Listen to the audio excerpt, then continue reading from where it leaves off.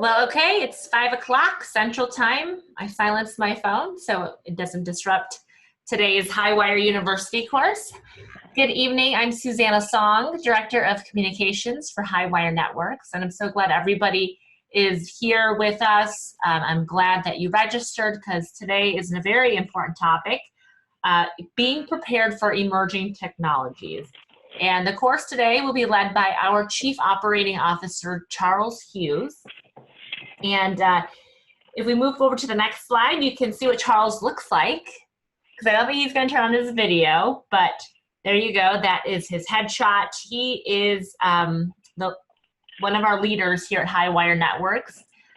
He leads our company's strategic initiatives to improve program management, processes, integration, and service delivery. You can see he's worked at many different companies, including an enterprise company there, Walgreens, as Director of IT Field Services, also served in our military, in the U.S. military for more than 12 years. He's an exceptional leader, and we are so privileged to have him with us this evening. Are you there, Charles? Yes, I am. Thanks, Susanna. I appreciate the introduction. And welcome to everybody who's attending. Appreciate you taking the time out to hear what we have to talk about. Hopefully you'll find it very useful. Today, what we're going to talk about is how to prepare yourself for the emerging technologies. Now, a lot of people spend time trying to predict and forecast what the next new thing is going to be, what the technology is going to be. And there's a lot of value to doing that, but there's also a lot of complexity. So just much as we approach our business and try to simplify things, I want to try to simplify this topic a little bit and talk more about how we can prepare ourselves for emerging technologies and being able to support them, regardless of which one comes about. So the first thing I like to do is when you start talking emerging technologies, everybody has their own concept, their own thoughts behind what they are. It's just like any topic you throw out there, you ask somebody what it means, you'll get 5 or 6 different answers. So to try to level set here, we'll talk about what the emerging technologies are. Obviously, the first facet of it is it's a new technology that either doesn't currently exist within the production environment, or it's something that exists, but it might evolve into a new form or into new uses for that technology. If you think about it right now, one of the big things we keep hearing about is 5G. And Apple just released the iPhone 12 that's 5G capable. All the carriers are talking about having 5G. And that's not really a new technology as much as it is an evolution of those of us who go way back, where he had 4G, 3G, no Gs, dial tone, the whole 9 yards. So it is a new morphing of it. If you take a look at battery technology, going back to your simple D cells, then the photo cells, and the smaller batteries, the special batteries. Now you start looking at car batteries and cells, and Elon Musk talking about the million-mile battery. Then he's talking about a solar-powered car battery that recharges itself as it's driving. All these emerging technologies change how we do business, change the world that we live in, but they don't happen overnight. So another facet, characteristic of emerging technology is they generally develop over a 5 to 10 year timeline. They take time to emerge. They take time to enter into the market. It takes time to productize them and really have them become accepted as something that can be used in everyday life. Now, the exception to that is the digital technologies. They always evolve at a faster rate. The adoption is much faster. Use cases grow exponentially for them. So you can see those happen much more quickly, but still in a longer period, longer scope of time.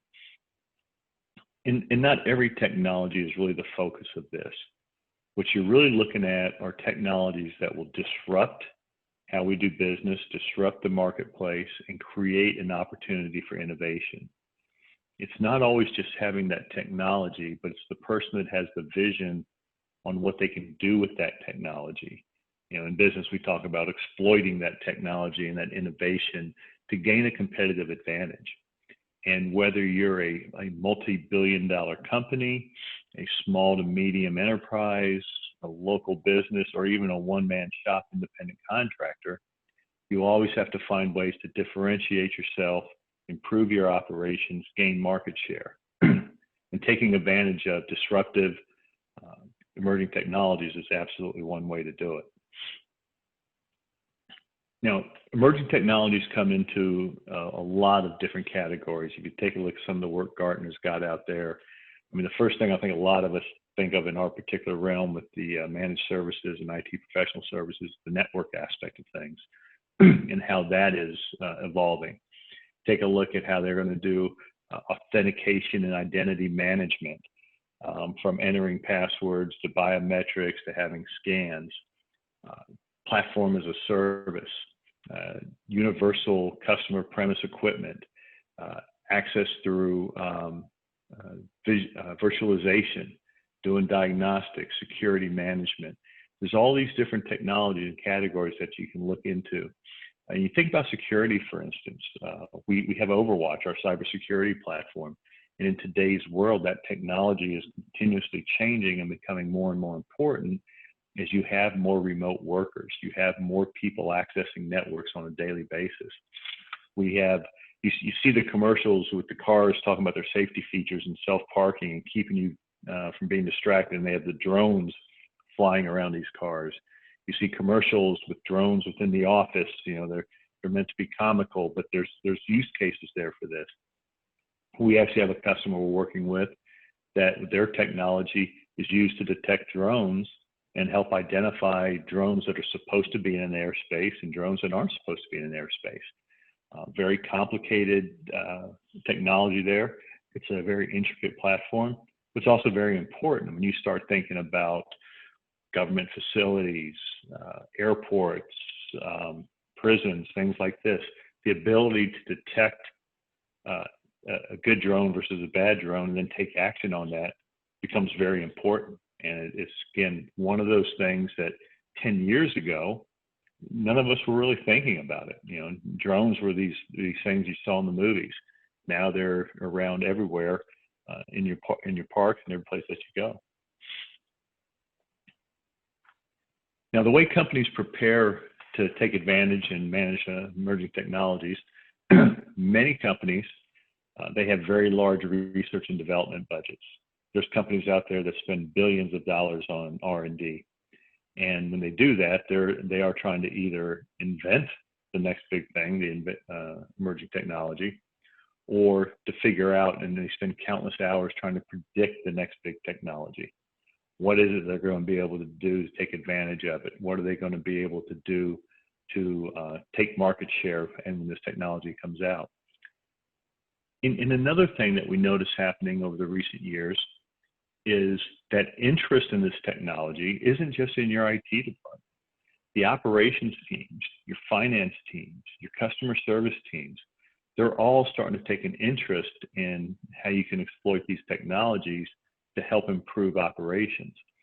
And that's very significant for us in the business that we're in and the business most of you are in, because we're actually delivering and implementing on that technology. We are operators, and understanding the operational focus and how operations people would use this allows us to understand how we can better fit in that model and have a valuable place in that work stream.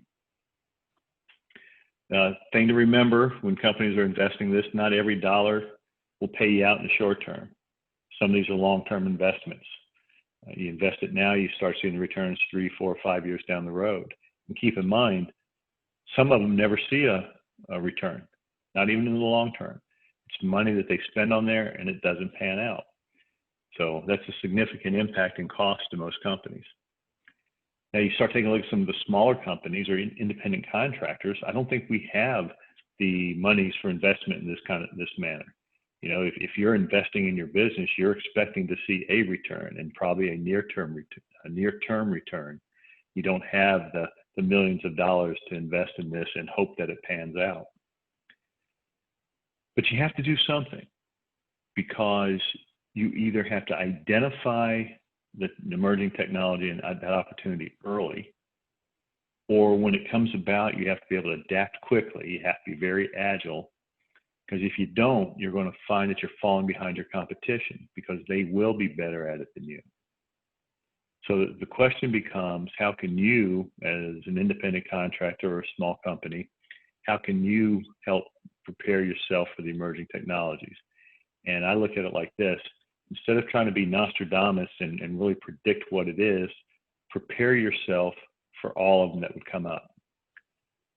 So the way we do that here at Highwire is we manage emerging technologies not by making sure we can predict the next one it is. We are pretty good at understanding what's going on in the industry and the marketplace, and we are good at helping with the innovation. But we really stay in touch with the industry and the marketplace. So when you start talking about knowing your customers, knowing where your customers are going, how are they evolving their technology roadmap? What emerging technologies are they looking at? You've got to stay significant. There's ways we do that: conferences, we host things like Highwire University, we participate with our partners in different symposiums, a lot of things that we can do within the marketplace to stay relevant and stay abreast of the current trends and happenings. So not just knowing what's going on, but understanding how the technology works is very important. But we also try to make sure we simplify it. We take that complexity out. These technologies that we talked about in earlier slides, they are highly complex. And to understand the real details, bits and bytes of all of this, really takes a lot of education, takes some very smart people, some very specialized skills.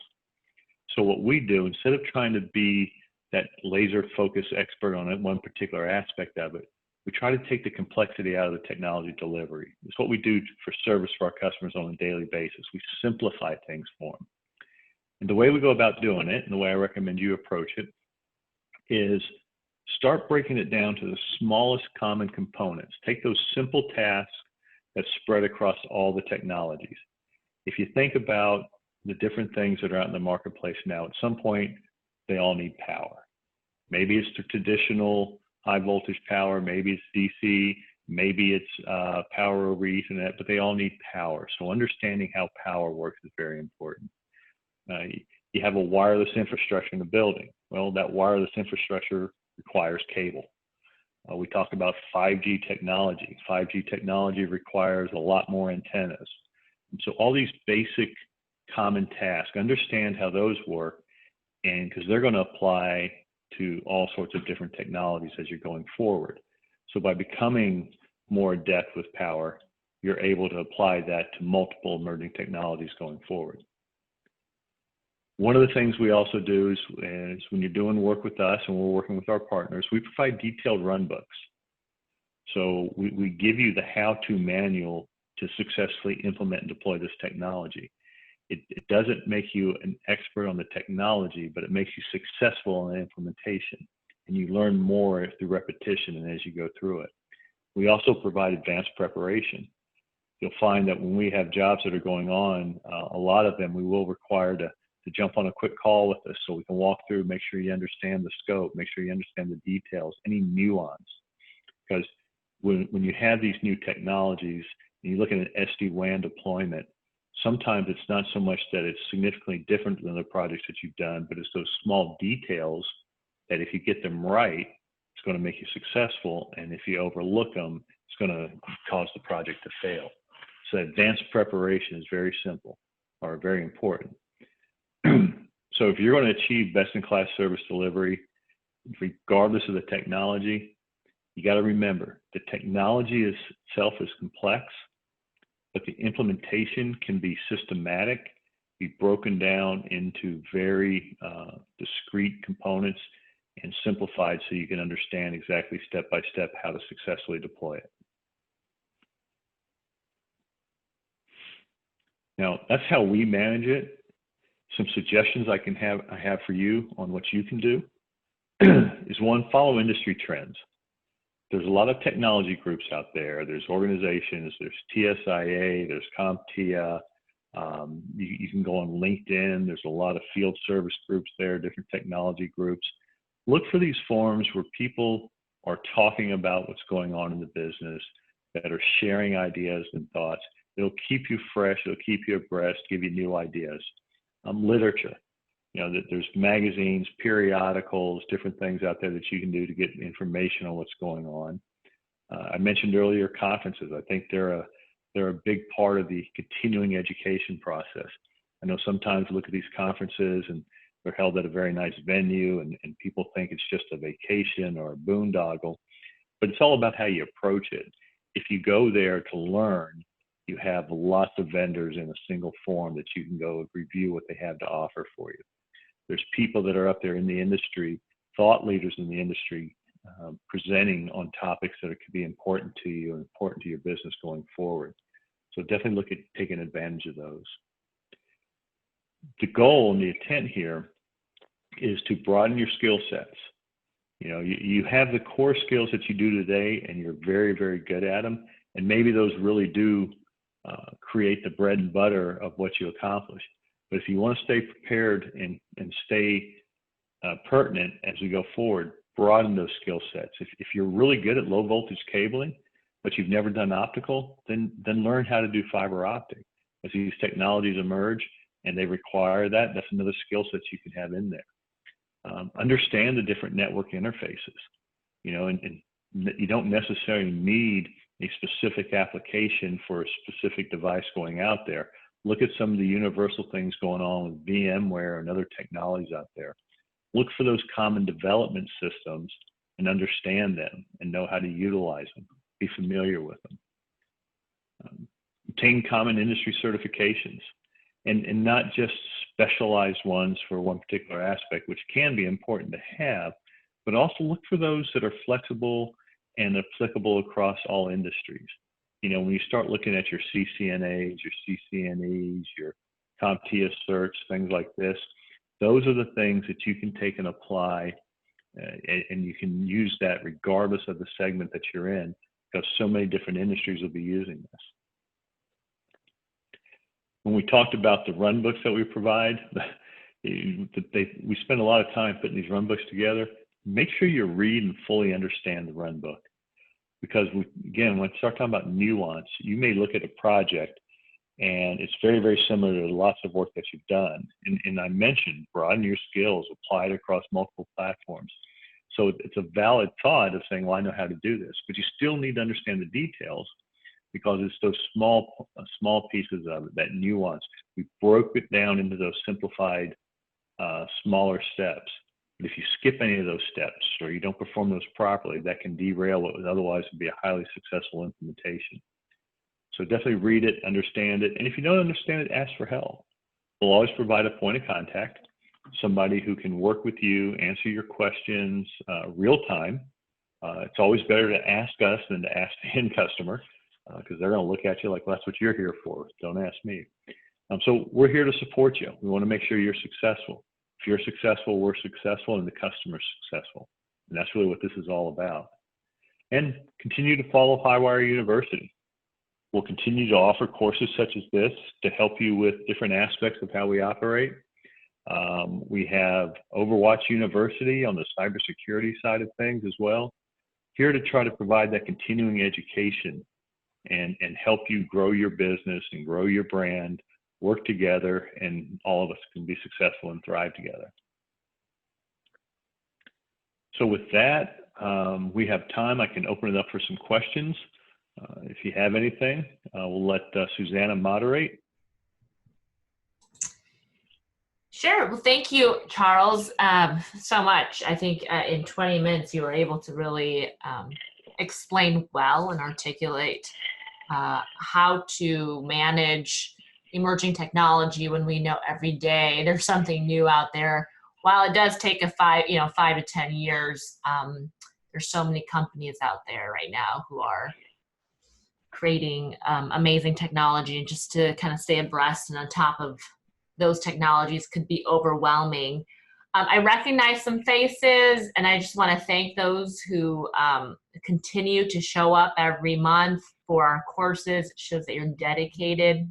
I have 2 questions that have come in, Charles. The first question is, when choosing a field tech for a high wire network deployment, how important is expertise via certs and credits versus experience? That's a great question, and I'm going to give you two answers, okay? And I know sometimes people hate that. There's not always one right answer. We have some customers that require that you have the piece of paper that shows you're certified. That's becoming less and less common. My answer is, I like to know you can do the work. And the paper doesn't always mean you can do the work. So one of the first things we look at when we're trying to select a technician for a job is how much have we worked with that person before? How successful were they? Had they done this specific type of work before? Then that's great. You've done 50 of these jobs for us successfully. You're probably going to be pretty good on the 51st. But even if it's something that's a little bit different than what you normally do, we know your work ethic, we know your work habits, we know you're the type of person that will follow instructions and will work to get the problem done. So we do weigh experience very heavily. The only time the certs really come into play is if we have a customer requirement. And we had a customer I was meeting with, it was probably about 2 months ago, and they wanted to do an NEC switch deployment. And we absolutely had the people and resources to do this work for them. But as I spoke with their engineering team, they started talking about the certified tech on this side, the certified engineer. They were very, very focused on the certifications and the documentation and the high-level engineering, to the point that I even got the impression that you could follow it 100% by the book, but if you didn't do it exactly the way they would do it, they wouldn't consider it successful. So we have a partner who has every certification in existence on that piece of equipment, and we work very well with them. Based on how that customer was focused on that, I actually introduced them to our partner and had our partner do the work for them, because those certifications were that important to them. Most customers want you to go out there and do the work successfully. The only other time they worry about certifications is if it's a warranty issue. Sometimes the OEMs require that you have a certified tech. That's their way of selling training to people so they can be certified and service the equipment. But we really focus more on the actual experience and your successful history. Great answer. Thank you, Charles. The second question is, with Highwire's runbooks provided on a specific technology deployment, can a field tech learn on the job? Yeah, again, yes and no. It depends on the customer. And I'll give you a great example. We are doing a project now, and it's a fairly simple, straightforward project. There's some nuance to it, and there's some expectations the customer has. And in most markets, we're able to provide techs that we've done a lot of work with. They have experience, and they really know how to do the work. We have other markets where it's a scarcer market. We don't have as much history there, or maybe we are using new team members. And we are doing preparation, we're doing training, but the first time they're doing the job is actually in front of the customer. We're okay with that, and we provide the tools to be successful. One of the things we ask for the technician, though, is to go in with confidence. Don't walk into the site and say, well, I've never done one of these before, but I think I can figure it out, because that just doesn't make the customer feel real comfortable. Do the preparation, read the run book, understand the run book. If you're learning on the job, we're going to know that before we send you out there. So you're probably going to find out. We give you a couple calls ahead of time, make sure you're good to go.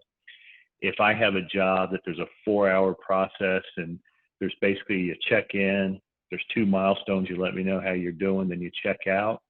If this is the first time you've done a job with me, I'm probably going to add a couple more check-ins there just to make sure you're on track, you're being successful. You're definitely going to have a number to call, because even though you're ready, you're prepared, something happens, you don't know what to do, you didn't expect that to happen. Instead of having the customer look at you and ask you, don't you know what's going on? We give you the opportunity to step away, call, and we'll give you a lifeline to help make sure you're successful with there. If you think about it, we all did the job the first time sometime, right? Trick is to make sure we set you up for success. If we're going out there and the customer says, I'm going to have my lead engineer out there, I'm going to have the director of IT and the VP of operations on site observing, I'm probably not going to let you learn on that job. I'm going to make sure we have somebody that's very well versed in the job to get that done. But for most jobs, yes, we do use people that are learning. That's the only way we can continue to grow our resource pool. If you think about it, if I only use the same text over and over again, which by the way, I love using the same text because we got that relationship, but we all move on, we all get older, and we all have to progress. So we grow that out there. So absolutely, we'll let you learn on the job, and we'll help make sure you do it successfully.